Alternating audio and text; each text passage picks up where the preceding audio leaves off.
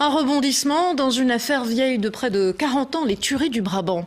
Les enquêteurs n'ont pas tenu compte de deux armes identiques à celles utilisées par les tueurs. Ces pièces ont été détruites sans avoir été analysées. Une information exclusive signée Benjamin Samin et Emmanuel Talaricou. 1986, le calme règne à nouveau dans les lieux touchés par les tueries du Brabant. Le dernier fait s'est déroulé il y a un an.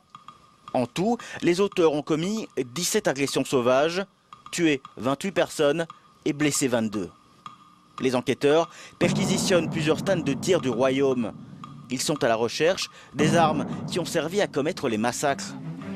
Parmi celles-ci, 2 riot guns que l'on nomme dans le dossier R1 et R2.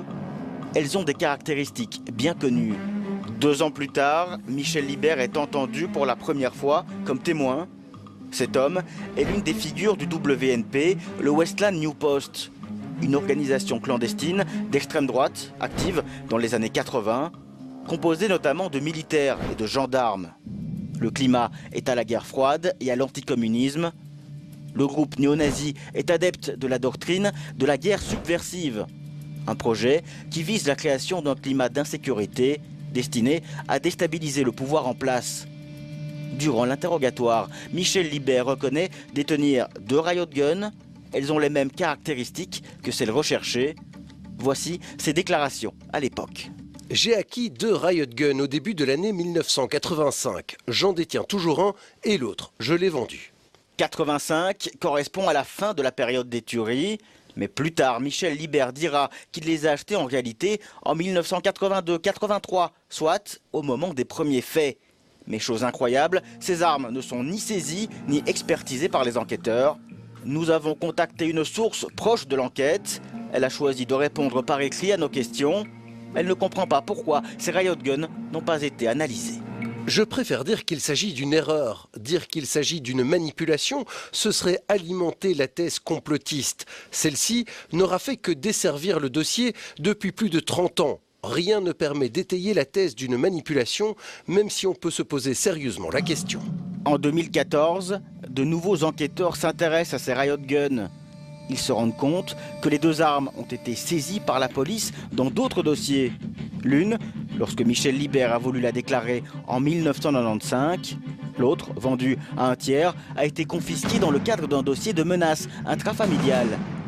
Mais les enquêteurs déchantent, elles ont été détruites, des saisies, au début des années 2000 et ne seront donc jamais comparées à celles du Brabant wallon. R1 et R2 sont le chaînon manquant qui aurait permis de définitivement faire le lien entre les faits et leur auteur. Michel Libert, nous l'avons sollicité à son domicile. L'homme n'exclut pas de répondre à nos questions plus tard. Le passé semble néanmoins le hanter. Ce sont des affaires qu'on a toujours mis sous le couvercle. Chaque fois que j'ai voulu parler de quelque chose, on a dit c'est pas de ça qu'on parle. J'ai dit mais si on ne parle pas de ça, on ne sait pas qu'on peut parler de ce dont vous voulez parler. C'était 40 ans comme ça, monsieur. Après son arrestation en 2014, Michel Libert a été relâché sans inculpation, faute d'éléments concrets.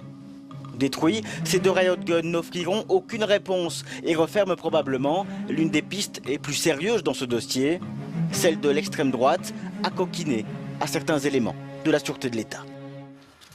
Le procureur général Christian de Valkener est toujours en charge de ce dossier des tueries du Brabant. Il a tenu à réagir à nos informations et fait aussi le point sur l'enquête. Une interview signée Benjamin Samin et Dominique Sokolovski. C'est certain que si vous voulez, de ce côté-là, ça aurait vraiment valu la peine de pouvoir vérifier si effectivement ces armes matchaient, si je puis dire, avec les expertises balistiques qui avaient été faites. Et donc, je rappelle que dans la première vague et dans la deuxième vague, on a utilisé des riot guns, deux riot guns.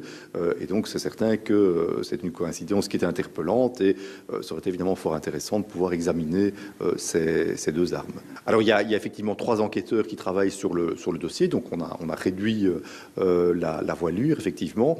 Mais moi, je peux vous dire en tout cas que le dossier vit encore. Donc ce n'est pas un dossier qui est moribond. Il y a vraiment des choses concrètes sur lesquelles les enquêteurs travaillent.